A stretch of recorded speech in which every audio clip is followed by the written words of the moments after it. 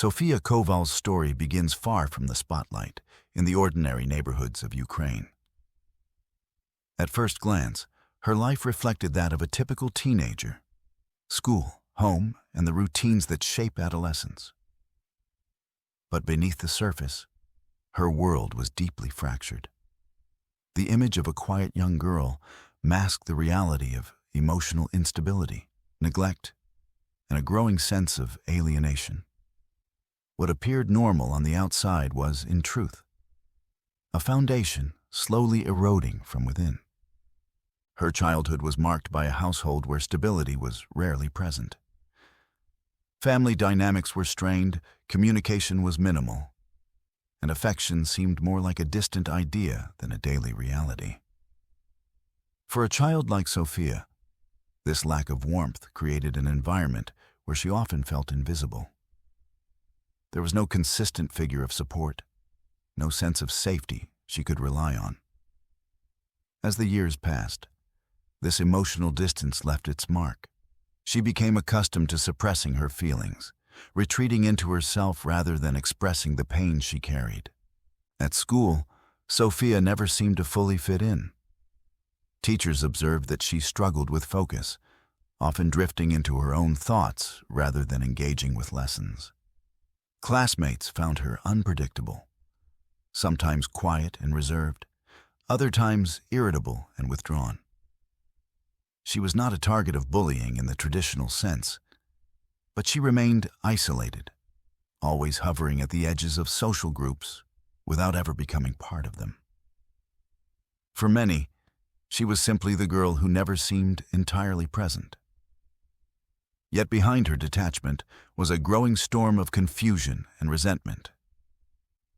The transition into adolescence only deepened these challenges. While her peers built friendships, explored their identities, and experienced the ordinary milestones of teenage life, Sofia felt herself drifting further away.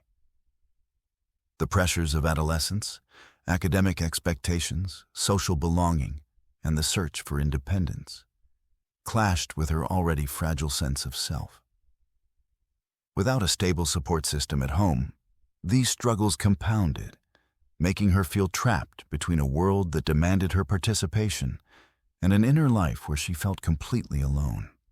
Observers who knew her at the time often described her as distant, even cold.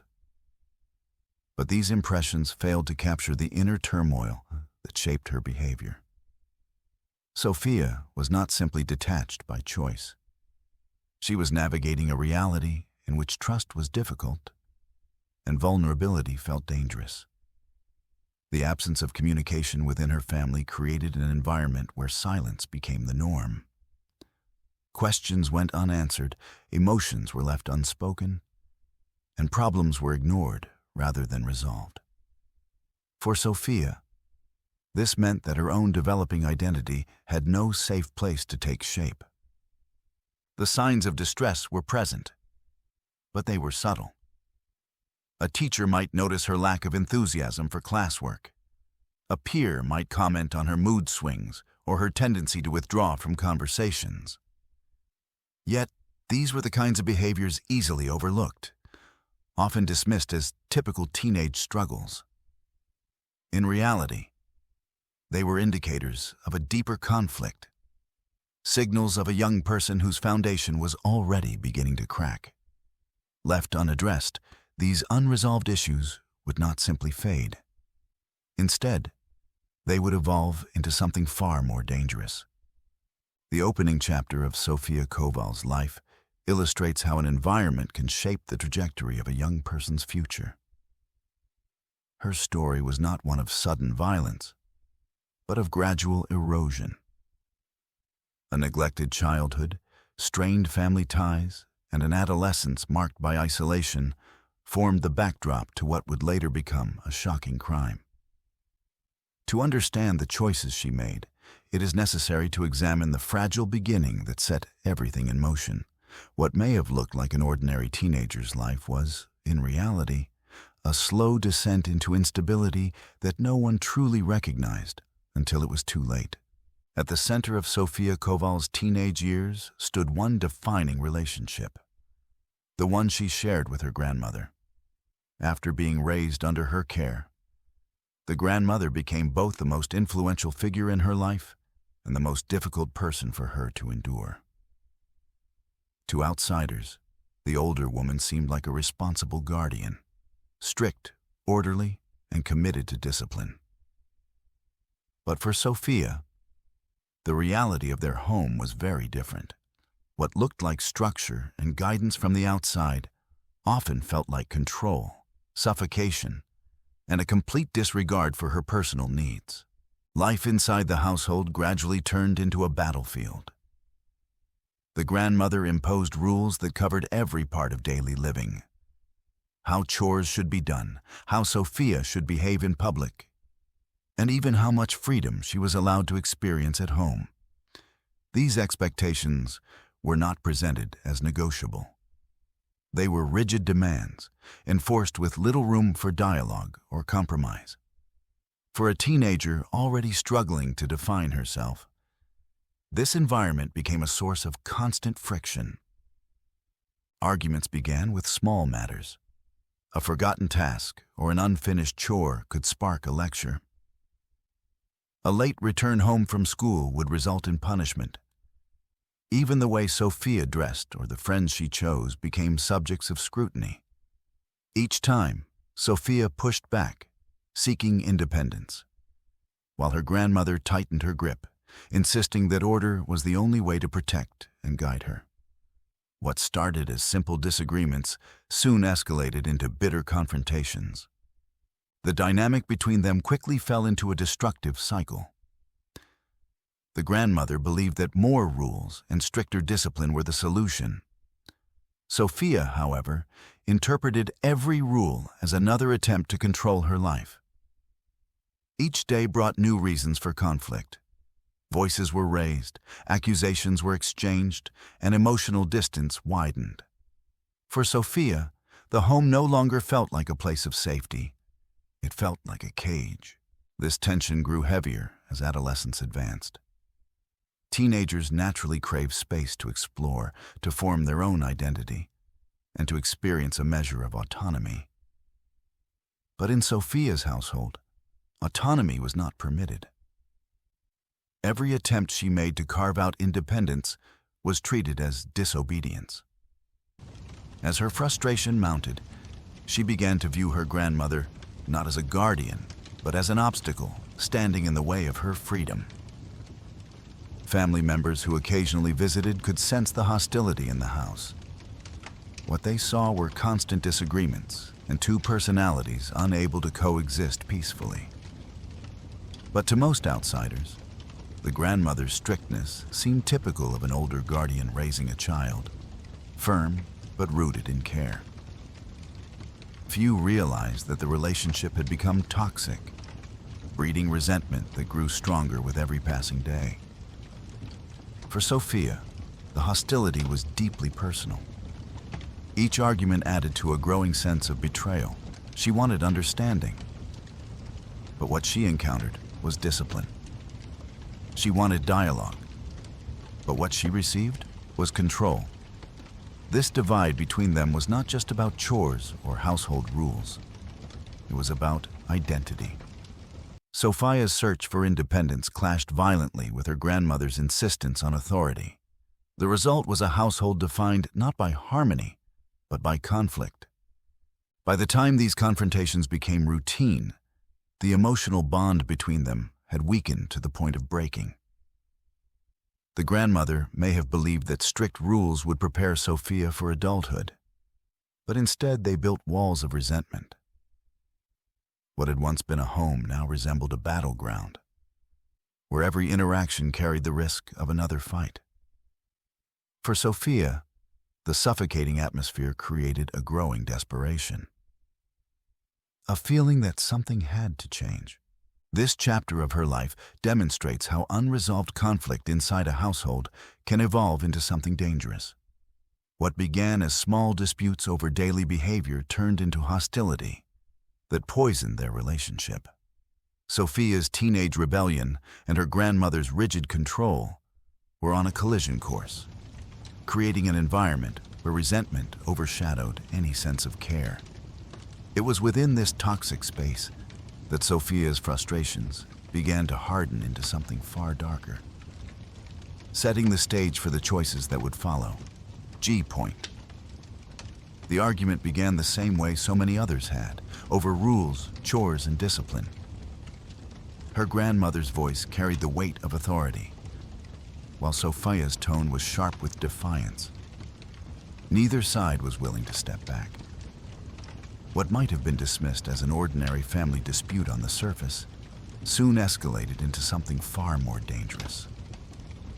For Sofia, the shouting that evening struck a deeper nerve than usual. The walls of the small house seemed to close in as her grandmother scolded her, reminding her once again of how she had failed to live up to expectations. It was not the first time she'd been made to feel powerless, but on this night, her frustration reached its limit. Years of resentment collided with the immediate sting of criticism, igniting an anger she could no longer control. The kitchen became the center of the storm. A knife lay on the counter, an ordinary household tool that, in an instant, would become a weapon.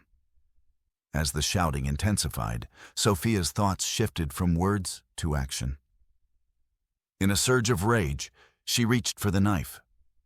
The movement was quick, fueled not by planning, but by raw emotion. The attack happened suddenly. One moment, the argument echoed through the home. The next, violence erupted. Sofia lunged forward, striking with the knife again and again. Her grandmother, caught off guard and unprepared, had no time to defend herself. The sounds of the struggle filled the small house, before giving way to a chilling silence. The walls that had witnessed years of family life now bore witness to a crime that investigators would later describe as shocking in its brutality. The scene after the attack was one of devastation. The grandmother lay motionless, the life drained from her in the very house she had worked so hard to maintain. For Sofia, the reality of what she had done arrived in waves. The anger that had driven her only moments earlier dissolved into a mixture of fear, shock, and disbelief. She had crossed a line that could never be undone. In the minutes that followed, panic set in. Sofia scrambled to think of what to do next. She attempted to conceal the crime, moving quickly but without the clarity or experience needed to cover her tracks. Bloodstains, misplaced items, and her own erratic behavior all worked against her. What she believed might delay discovery only served to raise more questions. Her reaction was a blend of confusion and a strange, unsettling calm. On one hand, she feared what would happen when the crime was uncovered. On the other, there was a release. A sense that the control her grandmother had wielded over her life had finally ended. This conflicting state of mind left her detached from the reality of the violence she had committed. Neighbors would later recall that nothing seemed unusual that night. The house stood quiet, the lights dim, giving no hint of the tragedy that had just unfolded inside. But behind closed doors, a teenager had transformed into a killer.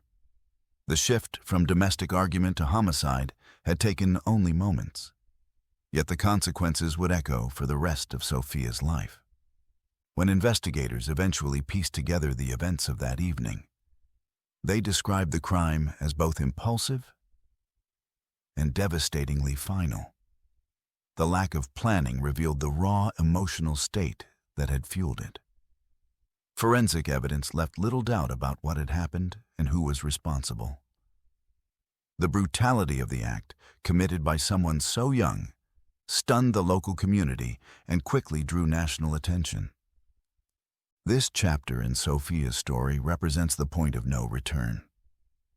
The years of conflict with her grandmother, the frustrations of adolescence, and the suffocating atmosphere of the household all culminated in a single moment of violence. What began as yet another heated argument ended with a life cut short and a future shattered. For Sofia, there was no undoing what had happened. The crime had unfolded in mere minutes, but it would define her forever. The silence inside the house did not go unnoticed. Neighbors, who were used to hearing the sounds of daily life from Sofia Koval's home, became uneasy when the usual activity stopped. Curtains stayed drawn, and not a single light flickered for hours. Concerned relatives who had been unable to reach Sofia's grandmother decided to check in. Their calls went unanswered, and worry soon turned to alarm. When the police finally entered the small home, the scene was undeniable. Bloodstains marked the kitchen floor, and the knife used in the attack was found nearby. The body of Sofia's grandmother lay motionless, confirming the worst fears of those who had suspected something was terribly wrong. In the corner of the house, officers found Sofia, nervous, pale, and unable to provide a coherent explanation. Her attempt to cover her actions had failed. Every detail of the crime scene pointed directly to her. The case moved quickly. A teenage girl murdering her own grandmother was not only rare, but deeply unsettling for the community. Within hours, Sofia was taken into custody. Investigators interviewed her, pressing for details about what had led to the violence. At first, she gave conflicting accounts, sometimes blaming the heat of the argument, other times claiming she could not remember what happened. But the physical evidence left little room for doubt. The fingerprints, the blood, and the weapon itself all told a consistent story. As news spread, the case exploded into headlines. Local newspapers and television outlets framed the story as one of family tragedy turned nightmare. Commentators debated what could push a teenager to commit such an act. Some called it a failure of upbringing. Others blamed modern youth culture, while a few raised concerns about untreated psychological issues. What united them all was shock. How could a girl so young be responsible for something so brutal? When the case went to trial, the courtroom became the stage where two very different portrayals of Sofia emerged. The prosecution described her as cold-blooded, a teenager who had deliberately turned an argument into murder. They emphasized the multiple stab wounds and her lack of immediate remorse, portraying the act as one of pure violence rather than an accident. The defense, however, painted a different picture.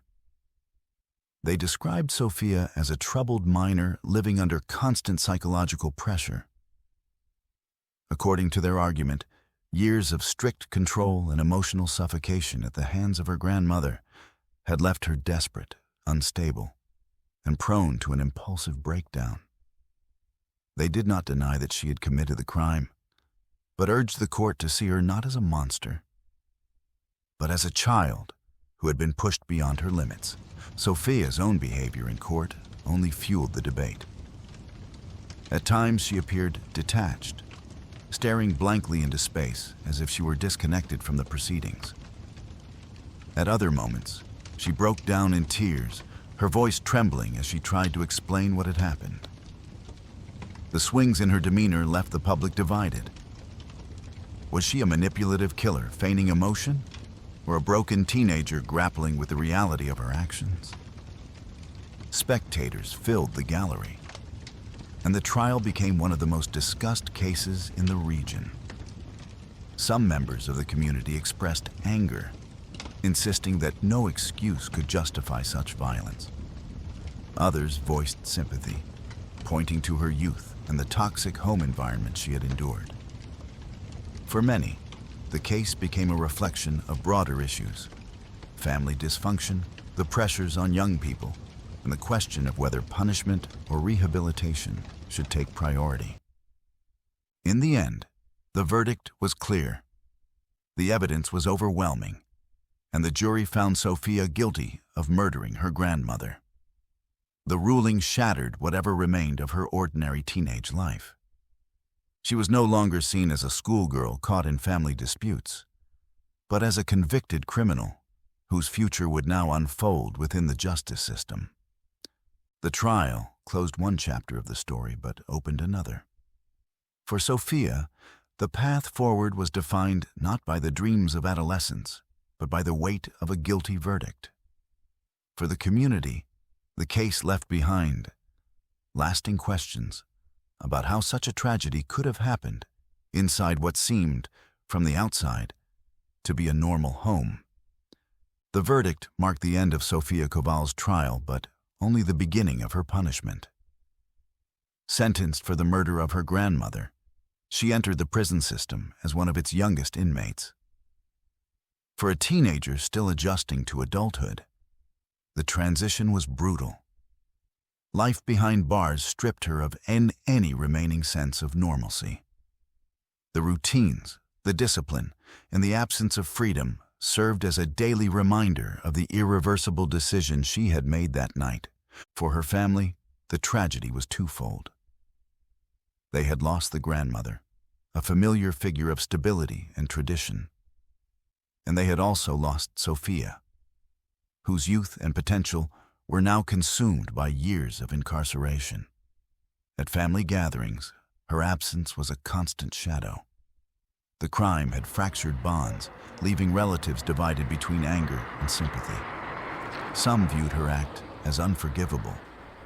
Others could not let go of the image of a troubled girl who had needed help long before the violence erupted. The media ensured that Sofia's name would never return to obscurity. Headlines labeled her the teenage killer, a phrase that followed her throughout the proceedings and well into her sentence. The label reduced her identity to a single act, erasing the complexities of her upbringing and the struggles she had faced. For many in the public, she was no longer Sofia, the girl from a quiet neighborhood, but a symbol of how far domestic conflict could go when left unchecked. Within the community, reactions remained mixed.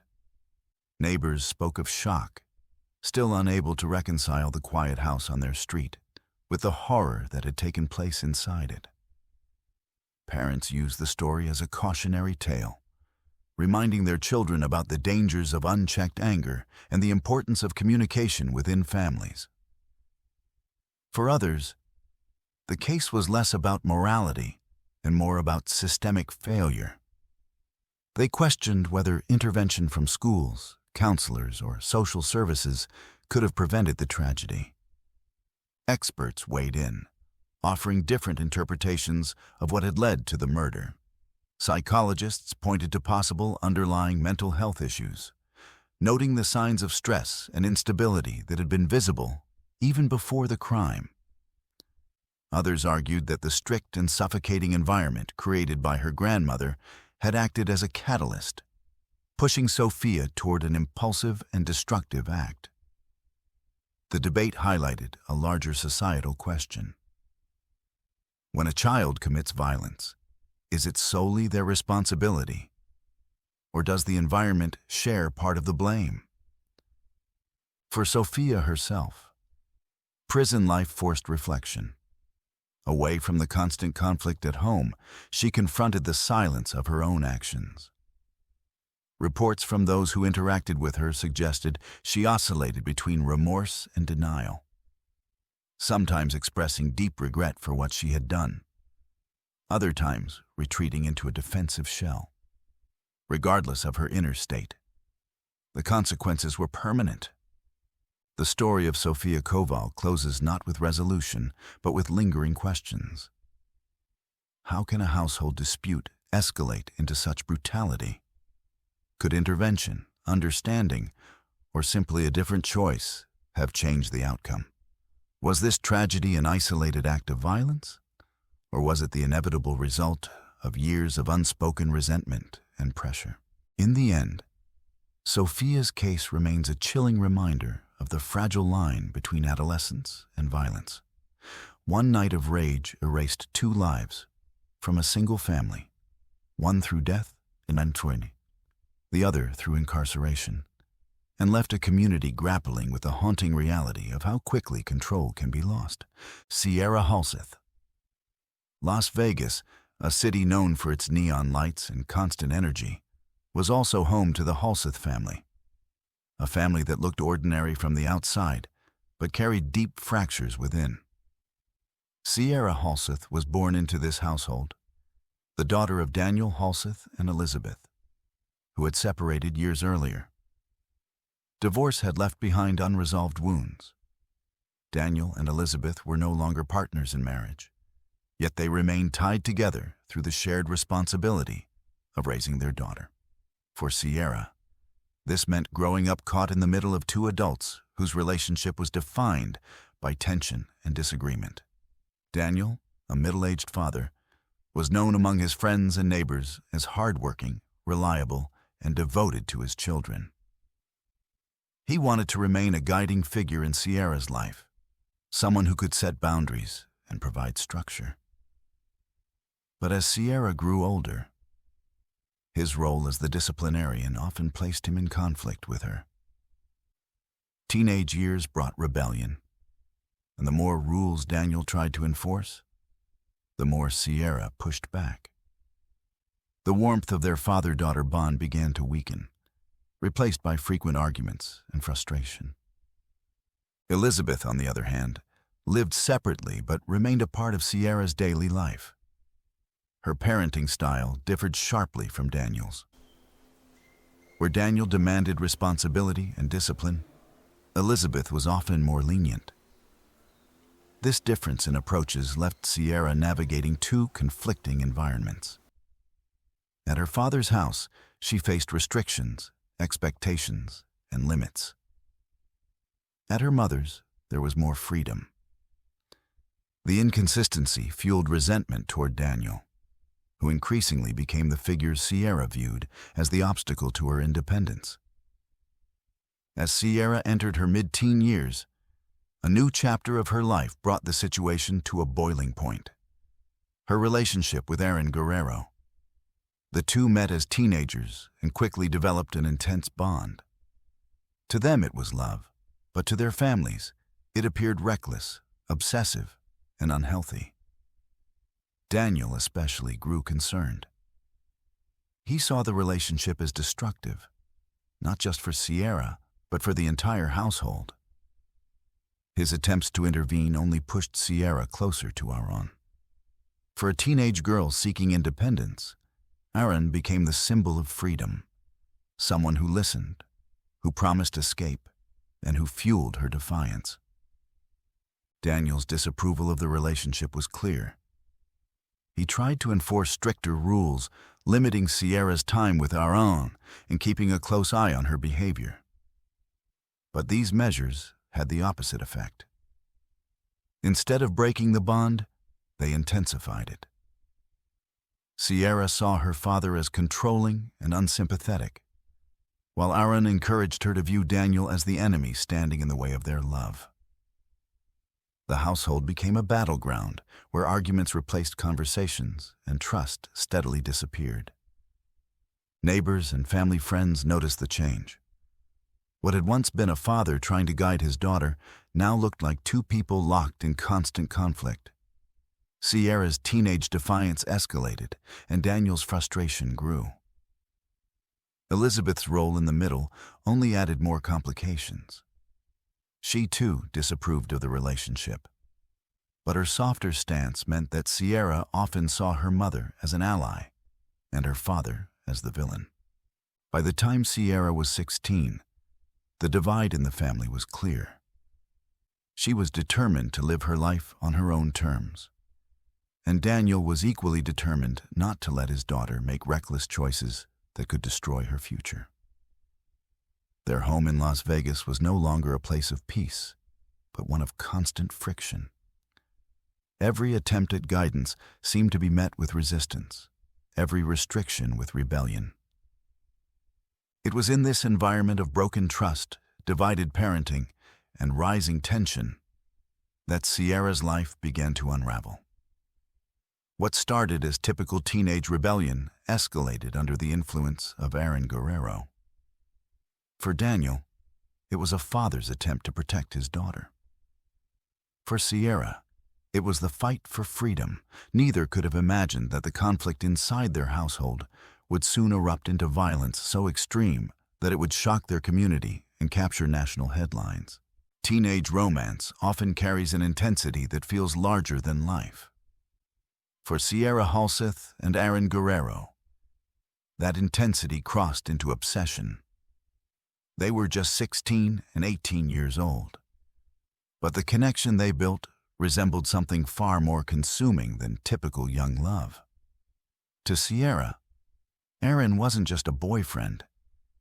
He was the center of her world, the one who promised her escape from rules, restrictions, and the constant disapproval of her father. To Aaron, Sierra was more than a girlfriend. She was his partner, someone he could imagine running away with, someone worth fighting for, even if it meant defying everyone around them. Their relationship blossomed quickly, almost recklessly. What began as teenage attraction soon transformed into a consuming attachment. They messaged each other constantly, talking about their dreams, frustrations, and fantasies of a life away from parental interference. The more they were told no, the stronger their determination became. To Daniel Halseth, Sierra's father, what he witnessed was not young love, it was danger. He worried that Aaron's influence was steering Sierra toward a path she couldn't return from. Daniel voiced his concerns loudly. He saw Aaron as unstable, manipulative, and potentially harmful to his daughter's future. His protective instincts led him to set strict boundaries, limiting Sierra's contact with Aaron, monitoring her phone, and attempting to cut off opportunities for the two to meet in secret. But like many teenagers faced with parental restrictions, Sierra's response was not compliance. It was rebellion. Every new rule her father set only pushed her deeper into Aaron's arms, solidifying their relationship as something worth fighting for. Aaron, meanwhile, fed into the idea that Daniel was the enemy.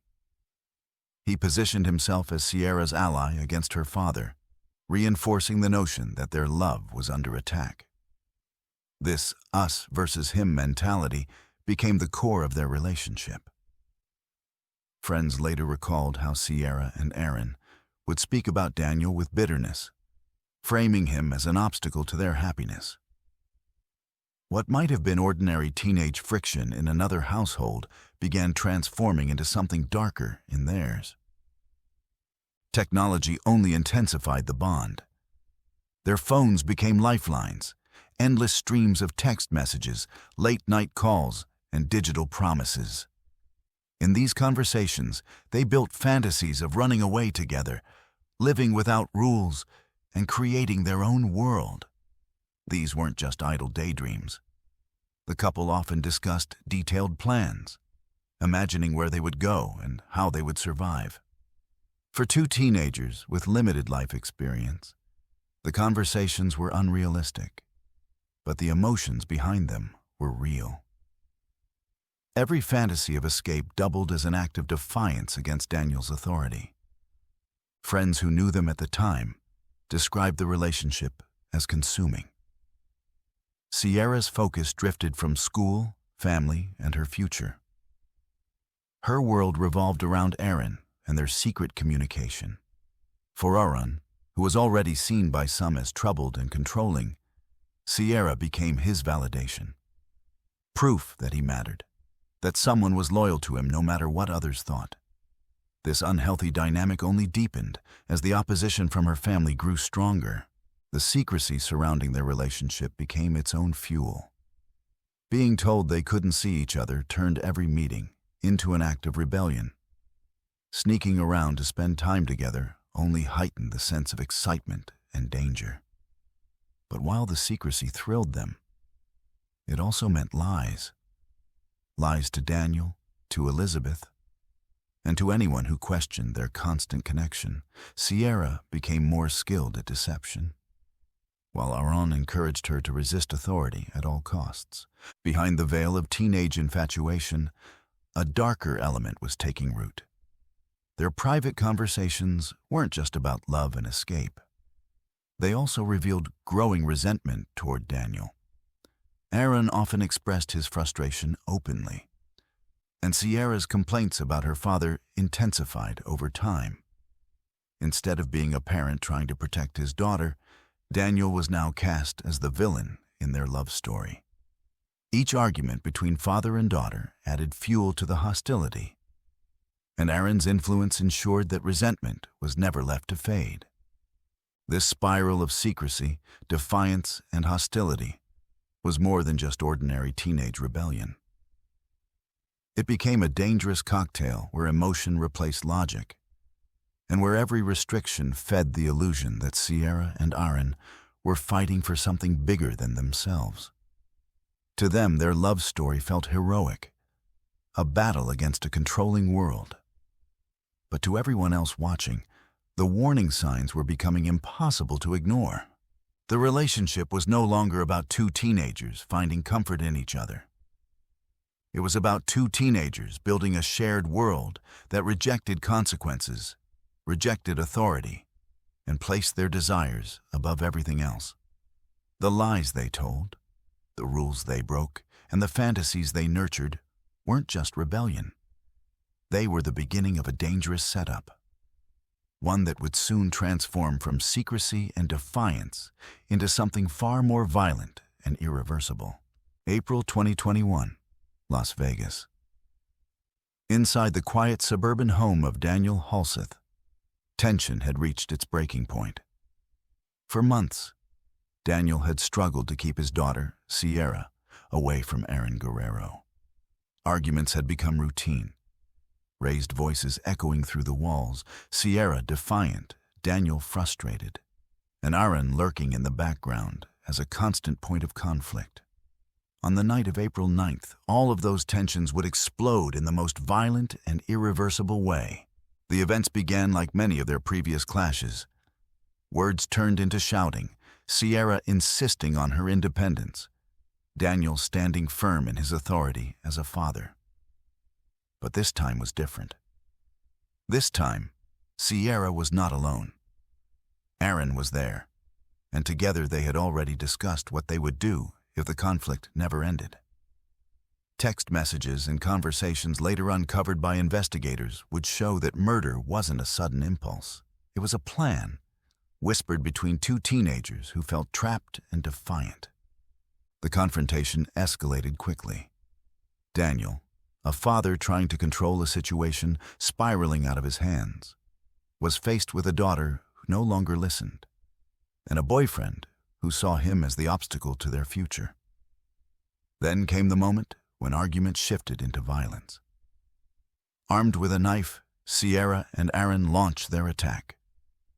What followed was a brutal struggle that turned Daniel's home into the scene of a nightmare. Daniel fought back. He was a grown man facing two teenagers, but the assault was relentless. Knife wounds cut into him again and again. The sheer number of stab wounds later revealed in the autopsy painted a picture of rage and determination. Not a single strike in panic, but repeated, intentional violence. This wasn't a quick killing. It was an eruption of months of anger, resentment, and misguided loyalty, all unleashed in a frenzy that left Daniel defenseless against his own daughter and her boyfriend. Neighbors would later recall hearing noises from the home, but in that moment, no one intervened. Inside, the attack reached its horrifying end. Daniel collapsed, his body giving way under the assault. For Sierra and Aaron, there was no turning back. The line between teenage rebellion and cold-blooded murder had been crossed. But the violence did not end with Daniel's death. Panic set in, and with it, the desperate urge to cover their tracks. The couple turned to fire. Believing they could erase the evidence of their crime, they attempted to burn Daniel's body and parts of the house. Flames licked through the room, but the act only deepened the horror of the scene. Instead of erasing evidence, the fire scarred the crime scene, leaving behind the unmistakable stench of smoke, charred remains, and destruction. The aftermath was chaotic, almost surreal. Two teenagers who had convinced themselves they were fighting for love were now standing over the burned, lifeless body of a father. What had been arguments about control, curfews, and a forbidden relationship had ended in unimaginable violence. The house, once a family home, was now a crime scene marked with blood, fire damage, and silence. Later investigations would confirm that this was not spontaneous. The digital trail left behind showed conversations where Sierra and Aaron had fantasized about harming Daniel. The words exchanged between them revealed not just rebellion, but hostility that had turned deadly. Their messages, reckless, immature, and chilling, gave investigators a window into how teenage defiance had evolved into premeditation. The reality of what happened that night was more than just a single crime. It was the destruction of a family. Daniel Halseth, a father who had spent years trying to guide and protect his daughter, had been killed in his own home by the very person he had raised. For Sierra and Aaron, the fantasy of love without restrictions had transformed into the grim reality of murder, fire, and irreversible consequences. By the time the flames were extinguished and investigators arrived, the brutality of the crime was undeniable. What had begun as a household marked by conflict had ended in a scene of devastation. The path Sierra and Aaron had chosen could not be undone. Teenage rebellion had crossed into the realm of cold-blooded violence, leaving behind scars that would haunt not just the Halseth family, but the entire community. The morning after the fire, neighbors on the quiet Las Vegas street noticed something unusual. Smoke still lingered in the air, and the smell was sharp, unnatural. Calls to emergency services brought police and firefighters to Daniel Halseth's home. What they found inside was far worse than anyone expected. The fire had not consumed the entire house, but its damage revealed something horrifying. Daniel's body was discovered, burned, and brutally stabbed. The violence unmistakable even through the charred remains. The discovery sent shockwaves through the neighborhood. Daniel was not a stranger. He was a father and member of the community. The brutality of his death left residents shaken. Questions spread quickly. Who could have done this, and why? Within hours, investigators began piecing together the scene, and the focus turned almost immediately towards Sierra and her boyfriend, Aaron Guerrero. Police followed a trail of digital evidence that was difficult to ignore. Surveillance footage showed the pair shopping for items later linked to the crime. Text messages between them revealed not only their obsession with each other, but also hints of violent plans. Internet searches on their devices pointed toward premeditation. What stood out most, however, were the chilling recordings discovered later. Casual videos made by the teenagers where they laughed and joked about what they had done. It was evidence that shocked even seasoned investigators. Meanwhile, Sierra and Aaron were not hiding well. After the murder, they attempted to run away together, clinging to their fantasy of escaping consequences. Their journey was short-lived. Authorities tracked them down quickly, and the young couple was arrested, ending their attempt at freedom before it ever truly began. The image of two teenagers in handcuffs after committing such a brutal act only deepened the public's fascination and horror. The trial that followed became a national story. Courtrooms were packed, reporters filled the halls, and headlines across the country carried Sierra's name. The case was extraordinary. A 16-year-old girl accused of helping kill her own father. The details were disturbing enough, but the fact that so much of the evidence came directly from the teenagers themselves, their texts, their searches, and their videos, made it even more shocking. Prosecutors built their case with precision. They argued that Sierra was not a bystander, but an active participant. To them, she was manipulative, determined, and just as responsible as Aaron. The recordings where she appeared to joke about the murder became central pieces of evidence, stripping away any claim that she had been an unwilling accomplice. The defense, however, told a different story. They painted Aaron as the dominant force, the older boyfriend who influenced Sierra and pulled her into a nightmare she did not fully understand. They argued that Sierra was vulnerable, manipulated by a relationship that had spiraled out of control. The clash of narratives, whether Sierra was a victim of manipulation or a willing killer, became the defining question of the trial. Inside the courtroom, the atmosphere was tense. Family members sat through testimony that described in graphic detail the final moments of Daniel Halseth's life. Jurors watched videos of Sierra and Aaron casually discussing the murder, footage that seemed almost unreal in its coldness. The evidence was heavy, and the public followed every update. Outside the courtroom, the case became a media storm. News channels replayed the videos of the teenagers laughing. Headlines highlighted the betrayal of a daughter turning against her father. Social media amplified the story, with endless debates about whether Sierra was truly responsible or whether she had been coerced by Aaron. In the eyes of the public, she was no longer just a teenager. She was the face of one of the most disturbing crimes in recent Las Vegas history. By the time closing arguments were made, the weight of the evidence seemed overwhelming. The story of Sierra Halseth and Aaron Guerrero had gone far beyond a local tragedy. It had become a national cautionary tale about obsession, rebellion, and the darkest extremes of teenage defiance. The trial cemented Sierra's place in headlines. Her name tied forever to betrayal and patricide. The verdict in the Halseth case brought a grim sense of closure, but not peace. In July 2022, both Sierra Halseth and Aaron Guerrero stood before the court to hear their sentences. Each received life in prison, with the possibility of parole after 25 years. The punishment reflected the gravity of their crime, yet it also left lingering questions about how two teenagers had crossed a line so irreversible.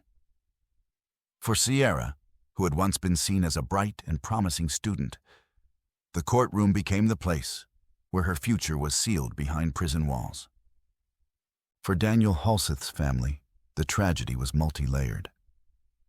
They had lost Daniel in the most violent way possible, and at the same time, they lost Sierra, a granddaughter, niece, and cousin, whose choices had made her complicit in her father's death. The sentencing did not restore what had been taken. It only underscored the permanent fracture left behind.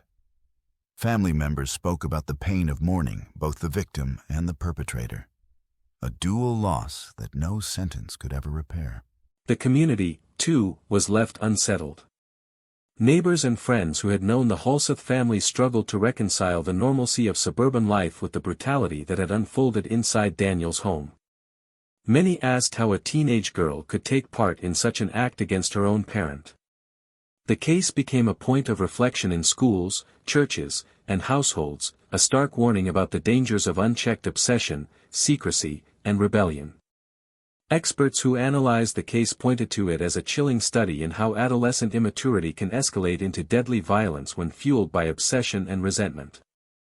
Some argued that Sierra was manipulated by Aaron, drawn into his influence and unable to resist the fantasy of running away together. Others insisted that the evidence showed she had embraced the plan willingly, making choices that aligned her with the crime at every step. In the end, no single explanation could capture the full weight of what had happened. The story of Sierra Halseth remains one of blurred lines, between love and control, between rebellion and destruction, between being a victim and being an offender. The murder of Daniel Halseth serves as a haunting reminder of how fragile those boundaries can be, and how, in a single choice, teenage defiance can collapse into unthinkable violence. Ashlee Martinson. Rhinelander, Wisconsin, was the kind of small American town where neighbors generally knew one another, where daily routines unfolded quietly against the backdrop of forests and lakes. To an outsider, it was the kind of community that appeared steady and unremarkable. But behind the closed doors of one particular home, turmoil and instability were constants in the lives of those who lived there. For Ashlee Martinson, a teenage girl navigating the difficult years of adolescence, home was not a refuge. It was a place where tension hung in the air, and fear shaped the rhythm of daily life. Her stepfather, Ayers, cast the longest shadow in the household. Accounts later revealed him as an abusive man, someone who asserted control not through guidance or affection but through intimidation and aggression. His temper dictated the mood of the house. Raised voices, threats, and moments of physical violence were not rare incidents but familiar elements of family life. The children grew up in an environment where security was fragile, and every day carried the risk of conflict spiraling into something worse. Ashlee's mother, Jennifer, added a different layer of complexity. By many accounts, Jennifer struggled to protect her children from the escalating behavior of her partner. Some saw her as complicit in allowing the abuse to continue, while others described her as overwhelmed and powerless, unable to intervene effectively. To Ashlee, the absence of protection was deeply felt. The household became a place where trust was eroded, where even the figure of a mother no longer offered safety. For a teenager already balancing the ordinary insecurities of growing up, this lack of stability weighed heavily. It was in this environment that Ashlee turned inward. She developed an interest in writing, particularly dark poetry and short stories. Online, she crafted a persona for herself under the alias Vampchick. On blogs and forums, she shared pieces that revealed a fascination with themes of death, anger, and revenge.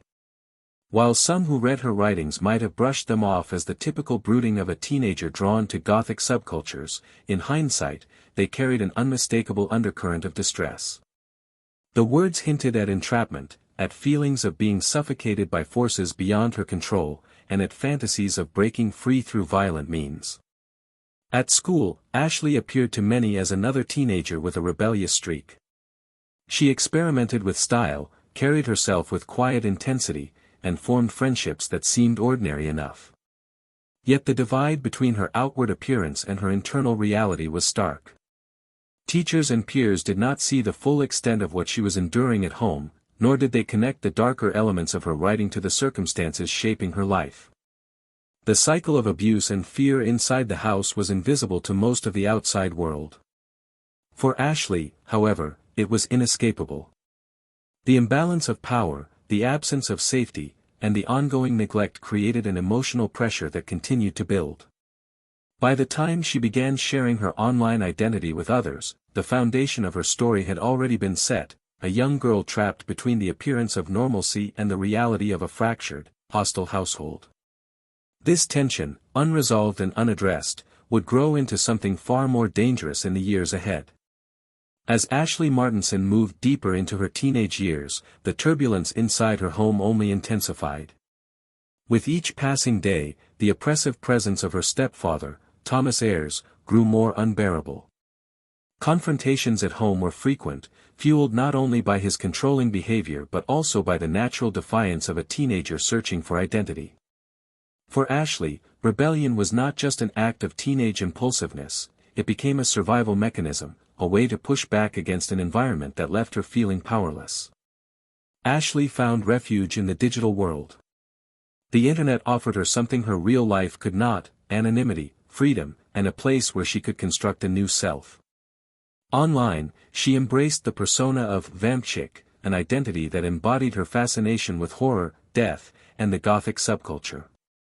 She filled blogs and forums with poems, short stories, and reflections that carried unmistakable themes of violence, anger, and escape. These writings did not emerge in isolation, they were echoes of the frustrations she lived with daily. In her words, she could confront the feelings of suffocation that she could not express openly at home. The imagery in Ashlee's posts was often stark and unsettling. She wrote of darkness, of revenge, of violent liberation. To those who stumbled across her work online, it might have looked like the dramatic expressions of a teenager drawn to the macabre. But for Ashlee, her writing was more than creative experimentation, it was a coded cry, a way of channeling the anger and hostility she carried toward her stepfather. Every sentence reinforced the divide between who she appeared to be at school and the reality of her inner turmoil. Her exploration of online communities extended beyond creative writing.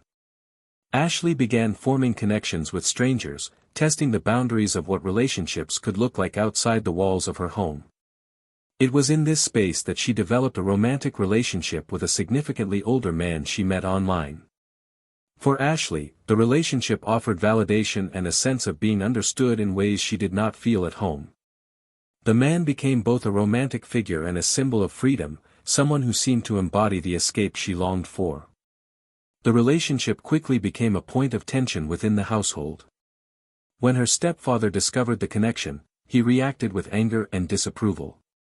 To him, it was unacceptable, not only because of the age difference but also because it symbolized Ashlee slipping beyond his control.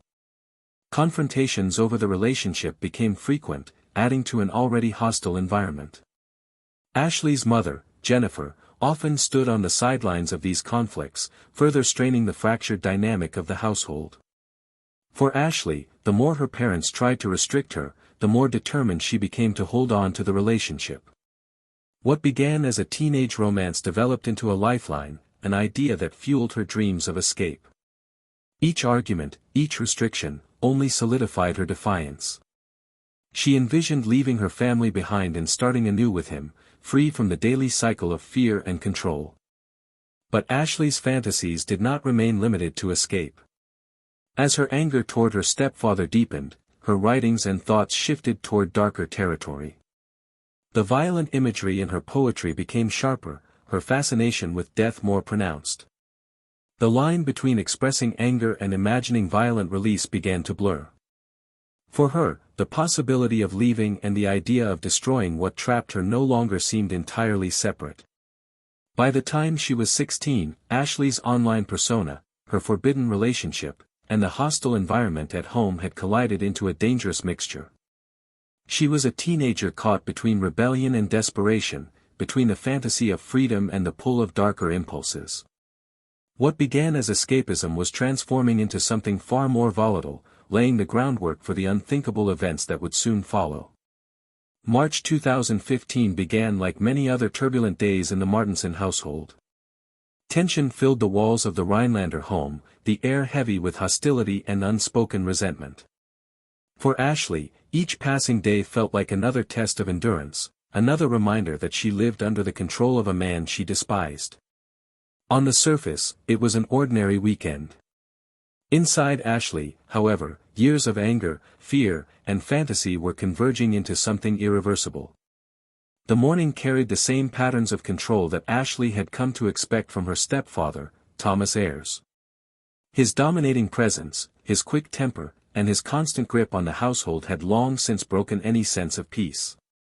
For Ashlee, who had spent her teenage years imagining freedom, the pressure of living under his rule had reached a breaking point. Her online writings had hinted at her rage, but on this day, those thoughts were no longer contained to words. At some point during the day, Ashlee made her decision. While Thomas rested in a chair, she retrieved a shotgun. The moment marked the shift from fantasy into action, from imagining violence to committing it. With little hesitation, she raised the weapon and fired. The sound of the blast shattered the silence of the home. Thomas was struck twice as he sat in his chair, never given the chance to react. The act was cold and decisive, an eruption of years of pent-up fury. The gunshots brought Jennifer, Ashlee's mother, running into the room. She had lived for years caught between her abusive husband and her struggling daughter, unable, or unwilling, to intervene in a way that could change the cycle of violence. Now she was confronted with the unimaginable, her teenage daughter standing over the body of her husband, shotgun in hand. The chaos escalated instantly. Ashlee turned on her mother with a knife. The attack was frenzied and brutal, fueled not just by anger but by years of resentment and betrayal. Jennifer was stabbed repeatedly in a violent outburst that transformed the family home into a crime scene of staggering brutality. The violence against her mother was not calculated in the same way as the shooting of Thomas. It was raw, uncontrolled, and driven by a storm of emotion that had been building for years. When it was over, Ashlee was no longer just a rebellious teenager or a writer of dark fantasies. She had crossed the irreversible boundary into lethal violence. The home, once filled with years of dysfunction and silence, now echoed with the aftermath of her rage. But in the moments following the murders, Ashlee displayed a strange form of calculation. Her two younger sisters, still inside the house, became her immediate concern. Rather than harm them, she locked them inside a room, leaving food and water behind. It was as if she wanted to protect them from what she had done, to separate them from the chaos that had consumed the rest of their family. With her sisters secured, Ashlee fled the house with her boyfriend. For her, the act of leaving was both escape and continuation of the fantasy she had clung to for years. The difference was that now the escape was not symbolic, it was drenched in blood and irreversible consequence. When investigators later arrived at the scene, what they discovered was a home that told the story of a teenager pushed beyond her limits, yet fully responsible for the destruction she had unleashed. Thomas's body remained in the chair where he had been shot. Jennifer's body bore the evidence of a savage stabbing. The walls and floors carried the physical reminders of Ashlee's decision, a permanent record of the moment when fantasy and reality collided. The murders were shocking not just for their brutality but for the age of the person responsible. Ashlee Martinson was only 17 years old, yet she had committed an act that stunned an entire community. The day of violence was the culmination of years of abuse, anger, and rebellion, exploding in a single, irreversible decision that left her family destroyed and her future sealed in tragedy. After the brutal murders, Ashlee Martinson fled her home with her 22-year-old boyfriend, Daniel Haynes. Their escape was short-lived. Authorities had quickly identified Ashlee as the prime suspect, and a regional manhunt began almost immediately. Within hours, police tracked the pair to a cabin in Wabeno, Wisconsin. Surrounded and outnumbered, Ashlee's attempt at freedom came to an abrupt end. She was taken into custody without resistance, the weight of what she had done pressing against her every step of the way. Back at the crime scene, investigators pieced together the violence that had unfolded inside the Martinson home. The shotgun blasts, the frenzied stabbing, and the locked bedroom with Ashlee's younger sisters inside, all of it painted a chilling picture of both brutality and calculation. Detectives searched her belongings, her computer, and eventually her online presence. That is where they discovered the other side of Ashlee, her alternate identity, Vampchick.